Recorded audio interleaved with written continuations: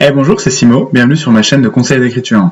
Aujourd'hui, je vais faire une vidéo un peu particulière dans le sens où ce ne sera pas à proprement parler des conseils d'écriture, mais on va aborder, comme tu peux le voir dans le titre du coup, à travers 3 exemples de films, la façon dont Disney construit et se sert de la structuration narrative en 3 actes pour faire et raconter ses histoires dans ses films. Donc on va le faire sur 3 films. Je te propose ça sur 3 films. On va le faire sur Aladdin, on va le faire sur Le Roi Lion et sur Le Livre de la Jungle. J'ai pris Le Livre de la Jungle parce que bon, c'est peut-être pas le plus, c'est même certainement pas le plus populaire. En tout cas, moi, c'est un de mes préférés, si ce n'est pas le préféré. En tout cas, il a une structuration un peu chelou. Du coup, les 2 premiers, ça va être un exemple, un cas d'école, et celui-là, ça va te montrer des variantes dans la structure en 3 actes. Du coup, je vais me servir de ça pour illustrer en fait comment raconter une histoire avec les 3 actes. Je vais me baser sur un plan en 15 parties, donc c'est comme ça que fonctionne le plan en 3 actes. J'ai fait 3 séries de vidéos, j'ai fait une série de 3 vidéos sur le sujet dans lequel je te détaille le fonctionnement du premier, deuxième et troisième acte. Si jamais ça t'intéresse, je te mettrai le lien dans la description, comme ça tu pourras voir les détails. Du coup, je ne vais pas trop m'épancher sur chaque temps et chaque partie de chaque acte, vu que tu les connais. Si tu les connais pas, tu pourras les voir dans la vidéo, j'en parlerai un petit peu quand même. Mais voilà, donc si tu veux avoir plus de détails, tu vas sur ces vidéos-là, franchement elles sont mortelles, je te les recommande. Et là du coup, on a les 3 actes, avec 15 points. L'acte 2 c'est le plus important, il a 1, 2, 3, 4, 5, 6, 7, 8 sur 15, donc il en reste, je sais pas combien, mais en tout cas 5, 6, 7, il en reste 7, donc il a la moitié à lui tout seul, ce qui fait que du coup il prend, ouais c'est ça, il prend la moitié de l'ensemble des étapes, ce qui veut dire que c'est super important. Donc je vais te montrer comment est-ce que ça fonctionne et comment ça s'illustre à travers un film d'animation. Ça marche à peu près pour tout. Là je le fais pour Disney, ça peut marcher pour toutes les productions, mais ça marche pour la littérature, ça marche pour le cinéma, ça marche pour les séries. Si jamais ça t'intéresse que je fasse d'autres films, n'hésite pas, ou d'autres séries d'ailleurs, je pourrais faire aussi des séries, n'hésite pas à me dire dans les commentaires, comme ça je saurai, je me rendrai compte aussi si ça te plaît, et si j'ai des retours de ta part. En tout cas, donc on a la mise en place, les enjeux, l'installation, voilà, les éléments déclencheurs, l'hésitation. L'hésitation va nous amener du coup au deuxième acte, c'est la prise d'action, donc la prise d'action par rapport à l'hésitation. L'intrigue secondaire, l'amusement, le point central, l'antagoniste entre en scène, le grand méchant, tout est perdu, la crise, et après la crise, du coup, il y a, en fonction d'éléments extérieurs ou intérieurs, un regain de courage, un dénouement qui est souvent, qui peut être moral, mais qui est aussi, en fonction du genre, un conflit externe, et l'image finale, du coup, c'est la fin, la façon dont se finit ton bouquin. J'ai aussi fait, parce qu'apparemment j'ai du temps, un comparatif par étape, par minute. Je pourrais faire un graphique par-dessus, je pourrais le poster sur Instagram si ça t'intéresse. Je mettrai le lien de mon compte Instagram dans la description si jamais tu veux jeter un œil aussi, et t'abonner par la même occasion si c'est pas le cas. Parce que du coup, j'ai mis les 15 étapes là. Et en fait, je me suis rendu compte d'un phénomène assez intéressant. Mis à part le Livre de la Jungle qui est un peu plus court, mais du coup au prorata ça revient plus ou moins au même. C'est un film un peu plus court parce qu'il dure sensiblement 1h17, alors que les autres font 1 minute 25 pour Le Roi Lion et à peu près 1 minute 24 pour non, à l'inverse, 1 minute 25 pour Aladdin et 1 minute 24 pour Le Roi Lion. Et par exemple, l'image d'ouverture, bon, elle est assez rapide pour Le Roi Lion, Livre de la Jungle, elle traîne un petit peu pour Aladdin parce qu'il se passe plein de trucs. L'objet, 7, 4, 6 minutes, la mise en place 10, 9, 10. Et là vraiment, c'est que on est quasiment au chrono quoi. L'élément déclencheur, il arrive à 23 minutes, 35 minutes pour Le Roi Lion, 29 pour le Livre de la Jungle, sachant qu'il est plus court, donc en fait il serait plutôt à 32, 33. Donc on peut dire qu'il est arrivé un peu tôt pour Aladdin, mais pas pour les autres. Le débat, donc tu vois, Le Roi Lion et Le Livre de la Jungle, ça arrive plus ou moins en même temps. Là, hop, les dramatiques, en fait quasiment tout arrive en même temps. Et la partie où c'était le plus flagrant, c'était entre Aladdin et Le Roi Lion. Quand l'antagoniste arrive, c'était quasiment à la minute près, le même truc. 1 minute 10 si l'antagoniste qui arrive dans Aladdin, tu verras ce que c'est tout à l'heure. Le Roi Lion, c'est 1 minute 12, 1 minute 10, 43, hein, donc c'est-à-dire que c'est à 1 minute près. L'antagoniste l'emporte. Donc ça c'est 1 minute 13, 1 minute 13, c'est vraiment, on est au coude à coude quoi. Si Le Roi Lion durait un peu, si le Livre de la Jungle durait un peu plus longtemps, c'est possible que ça ce soit aux alentours de 1 minute 11, 12, voire 13. Et du coup ce serait pareil quoi. Tout espoir est perdu, ça c'est 1 minute 15, 1 minute 15 c'est vraiment regain de courage, c'est 1 minute 16, 1 minute 16. C'était assez impressionnant. Moi j'ai kiffé faire ça. Le dénouement, 1 minute 19 pour le Aladdin, 1 minute 19, 40 pour le Roi Lion, 1 minute 9, 53 pour les Livre de la Jungle. Donc encore une fois, s'il avait été plus long, ça aurait été peut-être plus tard, mais en tout cas ça aurait fait ses preuves. Donc ce que je te propose, c'est que on enchaîne. Ça, je le posterai sur Instagram si jamais tu veux avoir une autre visu dessus. Je posterai. Tu regarderas cette vidéo samedi, donc je la posterai le lendemain, ou le dimanche, ou le lundi. Comme ça, tu pourras avoir ça. Je diviserai en 3 parties. Et on peut commencer avec le premier acte. Le premier acte est divisé du coup en 5 parties. La mise en place, les enjeux, l'installation, l'élément déclencheur et l'hésitation. Les 5 parties se déroulent en fait. C'est-à-dire que l'une alimente l'autre. On ne peut pas voir les enjeux sans la mise en place. C'est-à-dire que s'il n'y a pas de contextualisation, les enjeux, du coup, ils sont super... ils tombent à l'eau, quoi. C'est-à-dire que les enjeux, en fait, je m'en fous, parce que je sais pas pourquoi est-ce qu'ils sont racontés, tu vois. Pareil pour l'installation, pareil pour l'élément déclencheur. L'élément déclencheur, il tombe vraiment à l'eau si jamais il n'y a pas de mise en place, s'il n'y a pas l'enjeu.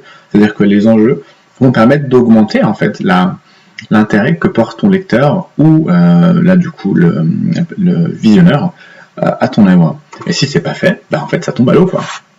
Et on va commencer là par la mise en place. La mise en place, c'est super important parce que c'est en quelque sorte l'image d'ouverture. C'est ce qui permet en fait d'introduire l'univers et c'est comme ça en fait que tu vas pouvoir toi en tant qu'écrivain dans ton livre, et là pour une œuvre de fiction du coup écrite ou visuelle, donc là pour le Disney, ça va permettre pour toi de montrer un peu le ton de ton histoire, si c'est humoristique, si c'est tragique, si c'est sérieux, si c'est carré, comment ça se passe quoi, les thèmes que tu vas aborder un peu à peu près.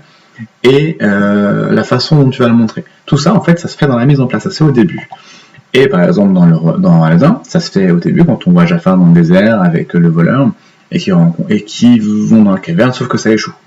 Et donc là, il doit chercher quelqu'un au cœur pur. Donc c'est ça, en fait, la mise en place. C'est ça, pour le coup, si Jafar avait été le protagoniste, ça aurait été ça, sa trame principale. C'est lui, machin. Je le dis même en tant qu'antagoniste, c'est sa trame principale. Sa trame principale, c'est de trouver la personne qui va pouvoir lui permettre d'accéder à la caverne de merveille. Voilà. Du coup, ça, c'est ça son taf. Lui, il est là pour ça, et c'est ça qu'il veut, quoi. Donc c'est ça la mise en place d'Aladin. Pour le Roi Lion, c'est une scène plus longue, parce que du coup, il y a la chanson, tout le tralala. C'est pour ça qu'elle arrive plus tard par rapport aux autres. Mais du coup, on voit du coup tous les animaux, la mise en place, la présentation du roi, de la reine, de Simba, donc, qui est a priori la continuité de ce qui se passe. Donc si tu compares ça, si tu mets en parallèle les paroles avec ce qui se passe, c'est du coup le cycle de la vie, tout le tralala. Et en fait, c'est cyclique, même le fait qu'il y a il y a un lionceau qui soit le fils du roi, du coup ça va être aussi un cycle. C'est-à-dire que le roi, tu le comprends même là. Bon, tu le comprends peut-être pas quand tu as 7 piges, mais quand tu es un peu plus grand, tu peux comprendre ça. Et que du coup, il y a un lien entre le cycle de la vie et aussi le cycle de la vie entre les deux persos, le roi et son fils, qui sera du coup le roi à sa place. On va le comprendre encore mieux parce que du coup, il y aura des mots mis dessus dans les discours entre Simba et Mufasa, mais tu comprends là déjà. Et pour le livre de la jungle, en fait, l'introduction est très basique. On est dans une forêt, on a plusieurs plans. Et tous les plans, au début, on a un plan sur une cabane, et en fait, plus les plans se succèdent, c'est des plans fixes quasiment, on est dans la forêt. Et du coup, il n'y a pas âme qui vive à part des animaux. Et du coup, tu comprends bien que on est dans la forêt, quoi. C'est ça le thème de l'histoire. Voilà, donc c'est très bien fait, et ça marche pareil, mais en plus, c'est fait globalement par des plans larges, là, chez Disney. Donc ça permet encore mieux de s'en rendre compte. Tu vois, on a une belle vision sur la scène. Là, les enjeux sont introduits, et permettent en fait de comprendre l'intérêt de ce qu'on suit. Pourquoi est-ce qu'on suit ça? C'est pas un documentaire, donc c'est pas un caractère informatif.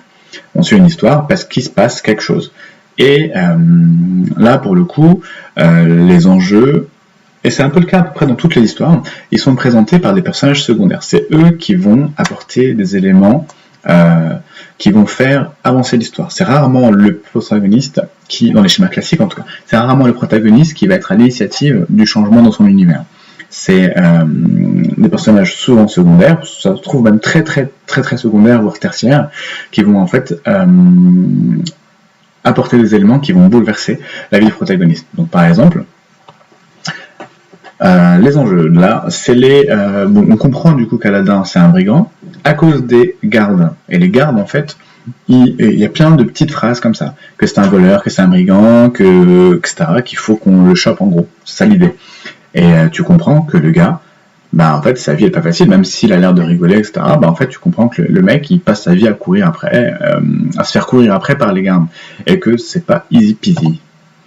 Là, c'est Rafiki, donc qui nous apporte l'enjeu de l'histoire, c'est-à-dire que c'est lui qui met en avant, face à toutes les bestioles, l'héritier du roi, et donc l'importance que ça a. Tu vois, il y a un caractère limite divin, en fait, il y a un faisceau de lumière là qui tombe sur eux, tu vois, genre c'est très très bien illustré. Là, on a un plan très large, après on passe sur un plan serré qui permet de voir ça. Et là, dans le livre de la jungle, c'est un peu plus dark, c'est-à-dire que c'est des gars, donc tous les loups de la meute et Bagheera là, tous les loups de la meute qui discutent en fait de l'avenir de Mowgli, parce qu'il y a Shere Khan, le roi, les lions le tigre, c'est pas un lion du tout, c'est un tigre. Le tigre qui, en gros, veut défoncer Mowgli. Et eux, c'est des fiottes, du coup, ils veulent pas se faire défoncer eux. Et vu qu'il n'est pas accepté a priori par tout le monde, c'est en mode, dégage du village, comme ça, nous on crève pas. C'est un peu le résumé, mais c'est ça l'idée. Et du coup, ça permet en fait d'amener à l'installation, parce que du coup, c'est ces éléments-là qui vont faire que le personnage est éjecté, est prêt à être éjecté de son quotidien, de sa vie quotidienne.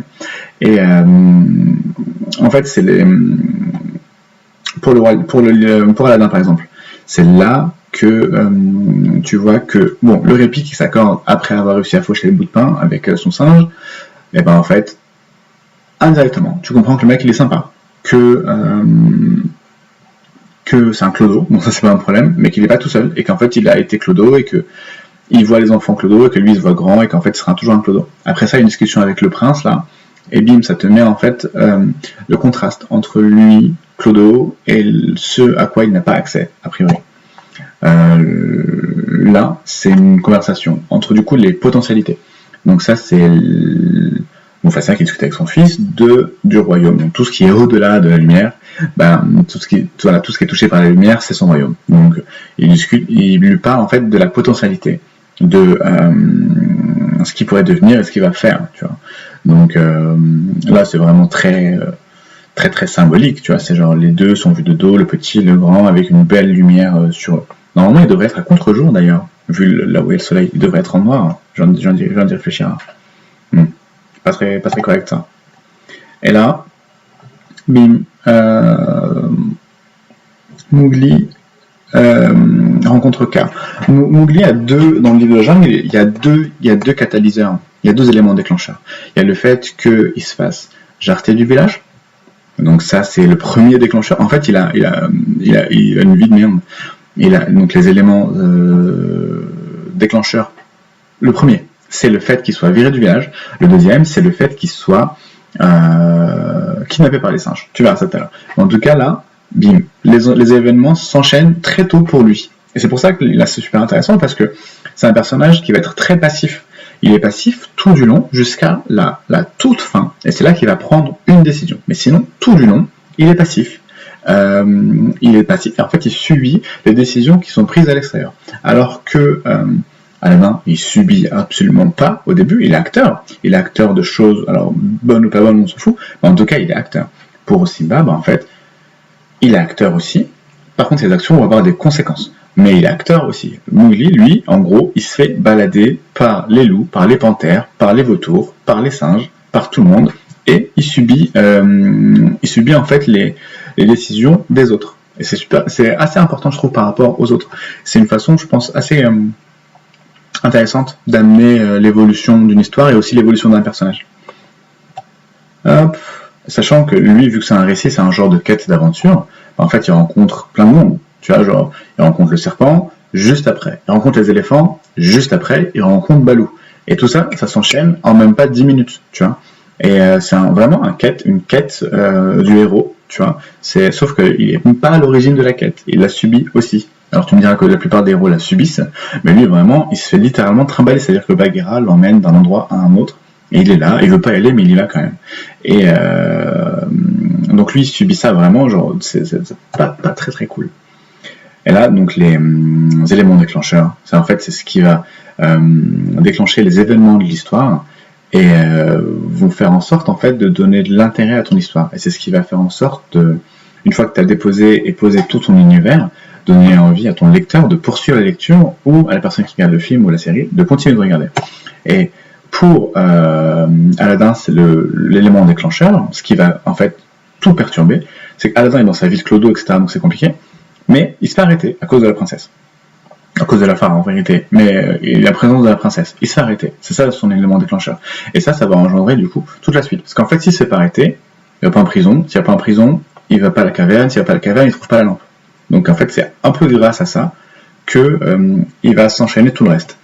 Pour le roi lion, alors c'est peut-être triste, mais en tout cas l'élément déclencheur, c'est la mort de Mufasa. Parce que si Mufasa ne meurt pas, ça se jouait vraiment à deux doigts, hein, mais si Mufasa ne meurt pas, eh bien Simba n'est pas exilé. Tu vois. Et dans le livre de la jungle, bon alors du coup le deuxième élément déclencheur, mais celui qui aura le plus de conséquences et qui va nous apporter assez maladroitement, je trouve, dans le dessin animé, mais le livre, tiens, je l'ai acheté, c'est vraiment pas une mise en scène, mais je l'ai acheté là, je t'ai montré il y a quelques jours des achats que j'ai fait, et il en fait partie parce que je l'ai lu quand j'étais gosse, je voulais le lire, alors, la couverture est très moche, je sais pas si tu vois ça d'ailleurs, 2 secondes, hop. Rudyard Kipling, livre de la jungle, et du coup, la couverture est pas belle, mais en fait on s'en fout, les mots sont les mêmes, et en fait j'avais envie de le lire parce que j'avais lu petit, et je voulais me refaire une idée, et ça tombait très bien, en fait c'était un complet concours de circonstances, et du coup j'ai lu la moitié là, et en fait c'est tellement mieux amené là, alors c'est très enfantin, mais c'est beaucoup mieux amené que dans le dessin animé, parce que dans le dessin animé, les événements se chevauchent, par exemple, on comprend pas l'intérêt du roi Louis, on comprend pas pourquoi est-ce qu'il menace Mowgli, tout ça, on comprend moins bien, c'est assez maladroitement amené, c'est des schémas assez classiques dans les années 60, c'est 67, le livre de la jungle, je crois. Dans les années 60, dans les fictions, les trames narratives sont assez floues. C'est-à-dire que c'est très basique. C'est limite, t'as l'impression qu'il n'y a pas de transition. Tu vois, c'est genre clac, clac, clac, clac. Un genre de diapositive d'événements, tu vois. Assez maladroitement fait pour certaines. Et c'est le cas du livre de la jungle, je trouve. Alors ça n'empêche rien, ça n'enlève rien au fait que ce soit un film cool. Mais par exemple, le fait que le roi Louis, je vais te montrer ça juste après, dans la phase d'hésitation. La phase d'hésitation, c'est une phase super importante, c'est la phase d'hésitation ou du débat. C'est en fait un moment où le personnage doute et est complètement perdu dans tout ce qui vient de se passer, parce qu'il s'est fait jarter de son univers, il est paumé, il sait pas ce qu'il doit faire, etc. Et en fait, il va douter même de la marche à suivre. Ce qui fait que il est prêt et ouvert à tout conseil, toute indication extérieure. Et c'est souvent des éléments extérieurs qui vont amener à une nouvelle façon de penser au personnage. Par exemple, dans Aladdin, après qu'il soit fait arrêter, c'est Jafar déguisé en clodo qui va lui dire que s'il veut de la richesse, etc., il peut lui indiquer comment faire, etc. Donc c'est après qu'il va l'amener à la caverne. Dans Le Roi Lion, après que Simba ait constaté le décès de Mufasa, il est triste, tout ça, et il y a Scar qui vient en mode mais qu'est-ce que tu vas faire vu que Simba il est complètement paumé. C'est un gosse en plus, donc c'est très facile de l'influencer. Donc il lui dit que c'est compliqué, que sa mère va être vénère, etc. Donc en fait, c'est un vocabulaire adapté à un enfant. Et donc, qu'il faut qu'il parte, quoi. Et là, dans l'hésitation du livre de la jungle, et c'est pour ça que du coup, c'est l'élément déclencheur que je prends en compte, c'est que ça a une conséquence directe. C'est-à-dire que le roi Louis demande en fait à Mowgli de faire quelque chose pour lui.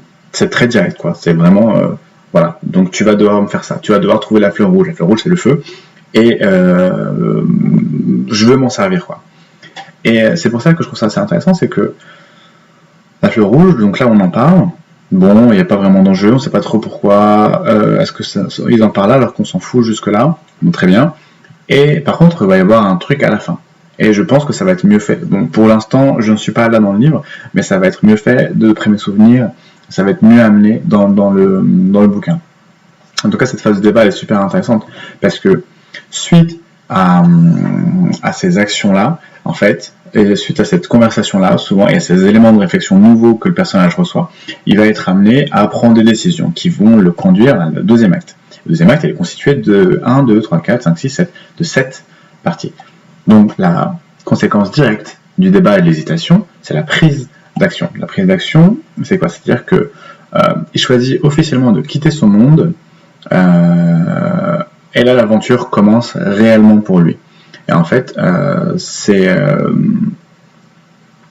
le moment en fait pour l'auteur de montrer quasiment au cas par cas et dans les détails tous les éléments de la vie du personnage qui vont changer. Et c'est fait là-dedans, dans le sens où bon, il se barre de la prison avec le clodo, il va dans la caverne aux merveilles, donc il a accès à des richesses inimaginables pour lui. Et il découvre la lampe. La lampe aura des conséquences sur tout le reste de l'histoire.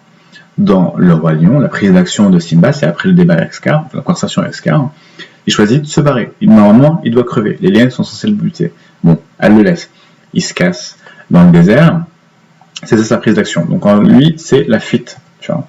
Et dans le livre de la jungle, encore une fois, la prise d'action n'est pas amenée par le protagoniste. Parce que finalement, le Mowgli, c'est vraiment, il se fait balader du début à la fin. Il subit tout. Et même la prise d'action de son destin ne dépend pas de lui, elle dépend de Balou et Bagheera qui, après l'avoir sauvé chez le roi Louis, vont en fait décider du fait de le conduire au village des hommes, et Bagheera va convaincre Balou, qui ne voulait pas jusque-là, le conduire chez les hommes.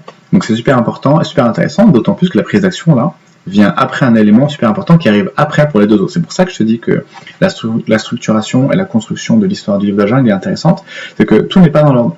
Et tout est présent, mais tout n'est pas dans l'ordre classique. Ça veut dire, c'est super intéressant parce que du coup, ça veut dire que tu peux écrire une histoire de la façon que tu veux, tant que les éléments sont là, tu peux. Et donc là, en fait, on parle de structure en 3 actes, mais il y a beaucoup d'autres méthodes d'écrire. En tout cas, pour celle-là, qui est la plus classique, même pour un truc classique, tu peux, toi, le remanier, le remodeler. Donc, tu peux aussi faire preuve d'originalité et mieux t'exprimer à travers ça, même si c'est un schéma un peu plus classique. Et parce que là, en fait, ça illustre extrêmement bien le propos, c'est que les intrigues secondaires sont souvent en fait des intrigues amoureuses dans la plupart des cas. Dans les films Disney, quand c'est pas les 2-3 qui n'ont pas d'intrigue amoureuse, c'est toujours le cas. Dans les films et les séries, il y a souvent une intrigue amoureuse, c'est ce qui permet de donner un peu une tension, mais ça peut être autre chose, complètement. Alors c'est juste que c'est le plus représentatif, mais il y a d'autres exemples. Par exemple, après s'être échappé de la caverne grâce à l'aide du génie, Aladdin lui parle cash, après avoir appris pour les 3 vœux, lui parle cash de Jasmine. Le génie lui dit, c'est mort, je peux pas faire ça. Mais en tout cas, ça alimente le fait qu'il la kiffe et que, pourquoi pas, s'il y a moyen, tu vois. Dans l'intrigue secondaire, bim, le roi lion, Nala, qui retrouve Simba, en fait, on était copains quand on était petit, mais maintenant qu'on est grand, a priori, on peut faire plus que ça, tu vois. Et alors là, par contre, ça arrive à la toute fin. C'est l'intrigue secondaire qui va complètement modifier le personnage et va le faire prendre une décision. C'est-à-dire que jusque-là, Mowgli subit plus ou moins tout ce qui se passe. Et après avoir vu ça, donc ce qui va être l'intrigue secondaire, mais qui va du coup amener une conclusion finale à cette histoire, c'est grâce à ça, grâce à cette intrigue, qu'il va du coup prendre une décision. C'est la première fois quasiment qu'il va prendre une décision importante. Parce que sinon, oui, il se barre au courant parce qu'il est vénère, mais c'est pas vraiment une décision, c'est impulsif, quoi. Donc voilà, l'intrigue secondaire. C'est une intrigue qui peut être mise n'importe où, tu vois, pour le livre de la jungle, c'est à la fin, ça peut être au début, au milieu, à la fin, comme tu veux, quoi, si j'en ai une. Tu vois. C'est quand même mieux qu'il y ait des intrigues secondaires, ça apporte un peu plus de densité à ton récit, tu vois. Alors, l'amusement. Donc, l'amusement, c'est une partie un peu fun, parce que c'est le moment dans les Disney, c'est d'autant plus flagrant, mais dans les livres ou c'est ce qui est au milieu en fait de ton histoire, tu vois, on est quasiment juste avant le milieu. Dans les films Disney, tu vois les chansons de Disney que tu connais de chaque film. Alors il y en a plein dans chaque film, mais les plus connus souvent, et souvent ça, c'est pendant la phase d'amusement. C'est au milieu quasiment. C'est les plus gros chansons, c'est ça qui dure le plus longtemps, c'est vraiment le pivot entre le début de l'histoire et la deuxième partie, tu vois. Donc c'est en fait déjà un répit dans la suite des événements, et en plus de ça, c'est un excellent moyen d'indirectement amorcer en fait la suite des événements. Dans un film, ça peut être très bien, genre des gens qui ont entamé leur quête et qui se retrouvent je sais pas, sur la route, à faire une halte dans une auberge, sur la route, à faire une halte chez quelqu'un qui les a accueillis, etc. Et en fait, ils passent une bonne soirée au coin du feu en discutant. Bah ça, en fait, c'est un amusement. Alors, c'est peut-être pas aussi fun que des chansons Disney, mais c'est un amusement quand même. C'est-à-dire que c'est un répit dans ton récit. Faut pas se tromper de l'ordre des mots. Et ça permet de faire une pause, de marquer un temps de latence et de faire avancer l'histoire. C'est assez bien. C'est assez bien. Quand c'est bien foutu, c'est assez intéressant. Et donc là, bon, pour Aladdin, tu connais cette chanson, Prince Ali, tout le tralala. Donc c'est un gros moment. En fait, c'est un énorme truc qui permet du coup de montrer toute l'importance qu'a pris Aladdin de Clodo à Prince de je sais plus quoi. Dans Le Roi Lion, c'est l'amusement. L'amusement, c'est quoi? C'est Hakuna Matata. Et du coup, c'est un gros moment qui permet de montrer, encore une fois, le changement de ton personnage d'un petit lionceau à un beau lion avec une belle crinière rouge. Et pour Le Roi Lion, Livre de la Jungle, je vais me tromper tout du long, j'ai l'impression, donc bon, maintien pas rigueur. Pour Livre de la Jungle, c'est la chanson du Roi Louis. C'est la plus, moi je pense que c'est la chanson la plus emblématique du Livre de la Jungle. Et c'est pas pour rien, c'est parce que elle a un moment central, elle est longue et elle illustre plein de trucs. Et c'est ce qui fait aussi sa force, et c'est ce qui fait en fait la force de tous les autres éléments, parce que ils arrivent à un moment important déjà. Et vu le moment important, bah, je pense que les scénaristes et les réalisateurs et les compositeurs aussi lui accordent plus d'importance. Donc c'est des chansons plus longues, plus imagées, avec plus de moyens, plus d'éléments qui se passent, plus de trucs qui se passent. Donc c'est super important. Et ça nous amène au point central, parce que du coup, ce fun, juste après, il y a une transition. On est dans le milieu, la moitié de l'histoire. C'est-à-dire que les enjeux montent et augmentent. Et c'est-à-dire que à partir de là, toutes les décisions du protagoniste vont se compliquer. Tout va se compliquer. Du coup, c'est important parce que là, Aladdin, il arrive à emmener Jasmine faire un tour de voiture tapis. Ok, c'est cool, sauf que ça va avoir des conséquences. Donc en fait, il a à peu près ce qu'il veut, sauf que du coup, il l'a pas encore. Donc en fait, il se rapproche dangereusement de ce qu'il veut, sauf qu'en fait, il y a des éléments autour qui vont perturber ça, peut-être. Dans Le Roi Lion, je me suis pas trompé cette fois. Donc après le moment de fun, bah en fait, Simba il est en complète détente, tu vois. Il a été perturbé par l'arrivée de Nala, par Rafiki qui sont venus tenter de le rappeler, sauf que c'est pas assez. Et du coup, il faut un truc fort. Ce truc fort, bah, c'est Mufasa qui vient lui parler en mode cousin, t'es pas censé être un roi, le un Clodo. Et du coup, bah, c'est pour ça, c'est de ça dont il parle. Dans le Livre de la Jungle, un des points centraux, encore une fois, c'est pas amené par le personnage principal, c'est amené par d'autres. C'est-à-dire que c'est Kaa qui tente de le persuader de rester avec lui dans la forêt, dans la jungle, etc. Sauf qu'en fait, bon, c'est un mensonge parce qu'il veut juste le bouffer parce qu'il a pas mangé ce midi. Et c'est ça son but à lui, tu vois. Hop, ça nous emmène du coup, vu qu'on est à la moitié de l'histoire, alors ça se fait au début, hein, c'est des éléments, tu vois, par exemple, pour le Livre de la Jungle, le Conseil des loups. Bah, le Conseil des loups, on te parle de Shere Khan, la menace, tu vois. C'est-à-dire que tout est latent, on aurait même pu le voir lui, tu vois. D'ailleurs, pour le Livre de la Jungle, c'est assez parlant parce que l'antagoniste qui entre en scène, en fait, c'est vraiment c'était le plus frappant, c'est-à-dire que on passe à un autre truc, et c'est-à-dire qu'il y a un noir entre ce moment-là et le moment où on voit le lion. C'est-à-dire qu'il y a un noir d'une seconde ou deux, c'est vraiment la fin d'un truc et on passe à autre chose. C'était super intéressant. J'étais assez surpris de voir ça, de façon aussi flagrante, tu vois. Donc l'antagoniste entre en scène. Donc ça apporte les complications internes et externes. Par exemple, les conflits internes, ça peut être des tensions au sein d'un groupe ou des tensions au sein de soi-même, tu vois. Tout ça, ça se cristallise à ce moment-là, tu vois. Ça, en fait, c'est pareil pour les complications externes. Ça veut dire que c'est l'antagoniste, disons, s'il y en a plusieurs, mais en tout cas l'antagoniste pour simplifier, qui apporte et qui sert son emprise autour du protagoniste, tu vois. Voilà. Hop, ça apporte du coup de la pression, tout ça. Là, en ce moment-là, c'est quand Jafar découvre qu'Aladin a la lampe. Très bien. Bah, du coup, il va lui voler. Donc, il récupère la lampe. Là, tout ce que Aladin pouvait et voulait faire jusque-là, ça tombe à l'eau. Parce que tonton Jafar, il est pas content et qu'il a récupéré ce qu'il voulait à la base, lui, tu vois. Là, ce moment-là, c'est quand Simba se casse de la jungle là où il était avec Timon et Pumba. Et bon, parce qu'il a accepté de bouger, et voilà. Donc, mais il y a un temps entre tout ça, il faut bien qu'il se déplace, le gars. Et ben, à ce moment-là, on a un cut, et on passe dans la Terre des Lions, qui est du coup devenu un endroit désert, désolé, tu vois. Et on voit du coup Scar qui convoque la mère de Simba dans un spectacle très sombre. Toutes les images sont sombres, tu vois.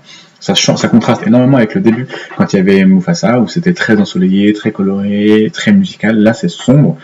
Il y a plus de verdure, c'est vraiment sombre, le ciel est noir, etc. Donc là, on comprend l'importance qu'a pris ce personnage-là, et que du coup, ça va mettre en difficulté le protagoniste. Tu vois. Et ça, c'est très bien. Bim, Shere Khan. On l'avait pas vu jusque-là, on sait pas à quoi il ressemble, on savait que c'est un tigre, c'est tout, le grand rayé. Et ben là, on le voit pour la première fois. Il va prendre des choses, etc. Mais on le voit pour la première fois, caché derrière des trucs, en train de chasser un cerf, il me semble, ou une biche. Je sais pas s'il y a des biches en Inde. Je vais regarder ça, parce que ça me paraît bizarre là comme ça, à vue d'œil, sans être un expert. Mais bon, en tout cas, il chasse une bestiole et veut la bouffer. Donc là, clairement, on est mis les pieds dans le plat de l'antagoniste, tu vois. Et l'antagoniste, du coup, tant qu'on est là, faut vraiment pas perdre le pied. Autant continuer de rajouter des saloperies. Ça nous amène à l'avant-dernier point du deuxième acte, c'est quand tout est perdu. C'est-à-dire que la défaite, en fait, ou ça dépend de ton histoire, la fausse défaite ou la défaite temporaire. Après, si c'est une vraie défaite, parce que t'es un sadique et que je sais que il y en a plein parmi vous. Ne te cache pas. Je sais que t'es un sadique, j'ai plein de messages, je sais très bien comment tu penses. Et en fait, cette défaite-là, c'est un élément qui doit être très dramatique et qui doit apporter et causer une perte qui va en fait susciter une réaction chez ton personnage. Ça peut être plein de choses. Par exemple, dans Aladdin, c'est Jafar qui récupère les pouvoirs de la lampe. Il devient le sorcier le plus puissant du monde. Du coup, le mec il change, c'est le sorcier le plus puissant du monde. Du coup, il change de chapeau. Ça, c'est vraiment très important. Son chapeau n'est plus rond, il est pointu, un petit peu des petites cornes, sans vouloir voir des trucs partout. Même son sceptre il change. Tout change en fait. Et donc quand on devient un sorcier puissant, du coup on a des nouvelles sapes. C'est comme ça que ça marche. C'est réglementaire, je crois. Donc ça c'est pour Aladdin. Donc c'est-à-dire que là, en fait, les protagonistes ou le protagoniste ne peut plus rien faire contre l'antagoniste. Pareil pour le Roi Lion. Alors c'est pas Simba directement qui reçoit ça, mais c'est sa daronne qui reçoit une belle, tu vois, et du coup elle se couche par terre. Là, à ce moment-là, c'est quand, et encore une fois, dans le livre de la jungle, c'est pas dans l'ordre. Mais tout est présent, mais c'est pas dans l'ordre. Ça n'empêche rien à la compréhension, mais c'est intéressant de savoir que c'est pas un déroulé très schématique, tu vois. Alors c'est schématique, très bien, mais tu peux modifier l'ordre du schéma. Là, c'est quand Shere Khan, putain, il défonce bien Baloo, tu vois. Là, c'est pas trop mal, ouais. Et là, ça nous amène au point de bascule, ce qui va nous amener du coup au troisième acte, à la conclusion de ce récit-là, tu vois, la crise. La crise, c'est quoi? La crise, c'est quand ton héros perd tout espoir d'atteindre ce qu'il voulait atteindre. Et de survivre, en fait, peut-être très simplement, tu vois. Dans Aladdin, c'est quand Aladdin se fait exiler par Jafar, et il se retrouve dans un bled enneigé, il est à deux doigts de crever avec son singe qui va mourir, et en fait il trouve une solution pour s'en sortir. Bon, très bien. En tout cas, là, à ce moment-là, quand tu vois ça, c'est vraiment pas fun. Même les couleurs, elles sont pas fun. Tu vois les couleurs, c'est pas fun, c'est ça le pas fun. Là, c'est quand Simba est entouré de hyènes, tu vois, et que les lionnes sont très en retrait parce qu'elles comprennent pas, en fait, elles ont l'impression que Simba les a trahis, tu vois. Et que Scar est en train d'essayer de manipuler tout le monde, y compris Simba, pour lui retourner la tête. Et tu vois les couleurs, comment c'est super sombre. Tout est sombre, le sol est sombre, les hyènes sont quasiment en contre-jour, Simba est tout sombre, bon, Scar est sombre, ça c'est parce que il est dark, tu vois, le ciel est sombre, c'est assez impressionnant. Là, c'est le moment où Mowgli n'en peut plus, il est au bout de sa life, il est trahi par tout le monde, il a l'impression que, du coup, il comprend que tout le monde le balade, tu vois, et que tout le monde le trahit. Et c'est le moment où il est complètement abandonné, il est retrouvé par les Beatles, là, avec les... Tu vois, le fond aussi est très sombre, très vert, très... dans un paysage très chaotique aussi. Bon, là, c'est dans de la neige, là, c'est dans un... tout est désertique, et là, c'est dans un genre de marécage chelou, tu vois. D'ailleurs, petit fun fact, si jamais tu ne savais pas, les 4 vautours ont été inspirés par les 4 Beatles. Chacun correspond à un Beatles. Et il me semble même qu'il y a un moment, alors je ne sais pas si c'est le cas, il me semble 67, ils étaient encore ensemble. Il me semble même que les Beatles devaient faire la voix originale des Vautours, que ça s'est pas fait. Je sais pas si ça s'est pas fait, mais en tout cas ils sont inspirés, ça c'est sûr et certain, des 4 Beatles quoi. Voilà, t'en fais ce que tu veux de cette information. Hop. Donc, là, la crise, c'est le moment où le protagoniste est au plus bas. Donc en fait, qu'est-ce qu'il va faire? Eh bien, il va réagir. Si tu n'es pas un sadique, tu le fais réagir avec du coup l'étape du regain de confiance. Le regain de confiance, c'est la bascule du coup au 3e acte. C'est en gros alors tout, il y a un dénouement au milieu, mais en gros l'ensemble du 3e acte est un dénouement aux événements du 1er et 2e acte. D'accord? Dans le regain de courage, c'est super important parce qu'en fait c'est soit tout seul, soit avec des éléments de rappel de choses qui ont été dites, soit pendant le débat, soit dans le 1er acte, des choses qui vont résonner en lui et qui vont lui donner courage, soit l'intervention de quelqu'un qui va soit discuter, soit sacrifier, soit faire quelque chose qui va motiver le protagoniste. En fait, c'est des éléments, dans tous les cas, qui vont le chauffer. Voilà. Donc, Aladdin, lui, c'est quand il voit le tapis, parce qu'en fait, il est tout paumé, et il voit le tapis caché sous la neige. Il est en mode, bon, cousin, on va aller à Agrabah, on va régler tout ça, tu vois. Là, c'est quand, en fait, Simba, il est complètement désemparé. C'est-à-dire qu'en gros, il se laisse limite bolos par Scar, tu vois. Et, en fait, c'est Scar qui a un bouffon, parce que les méchants, ils aiment trop faire ça dans les films, de révéler leurs plans, révéler leurs intentions, révéler leurs secrets, avant de tuer les protagonistes. Pourquoi tu fais ça? Bute-le, et après tu le raconteras ta vie si tu veux. Du coup, là, en fait, Scar dit à Simba qu'il a tué son père. Simba, du coup, retrouve, en fait, c'est littéralement un gain de courage, tu vois. Du coup, ça va engendrer la suite. Mais c'est un code de Scar, encore une fois. Les méchants, ils aiment trop faire ça. Et dans le livre de la jungle, c'est quand Mowgli voit que Balou est en train de se faire défoncer par la panthère, par le tigre, tu vois, vraiment, genre, je ne sais pas parler. Il y a une foudre qui tombe à ce moment-là, et il va choper une branche enflammée, conseillée par donc les vautours, en mode c'est ce qui fait peur aux grands rayés, aux tigres, faut que tu chopes le feu. Bim, ce qu'il fait, et ça marche plutôt pas mal, tu vas voir. Parce que du coup, ça engendre, ce regain de courage, ça se passe dans un temps très bref, va engendrer des conséquences. Que ce soit en fonction de ton histoire, encore une fois, hein, tu peux très bien ne pas faire gagner ton protagoniste, c'est pas ça l'idée, il peut gagner ou perdre, mais en tout cas il y aura des conséquences à son regain de courage. Qui perd ou qui gagne, cette victoire en fait aura des conséquences sur lui, mais aussi sur son univers, et ça c'est important. Là par exemple, il y a un combat final entre Aladdin et Jafar. Donc il se passe plein de trucs, et à l'aide de son singe, de Jasmine, ils vont réussir à faire un petit battle.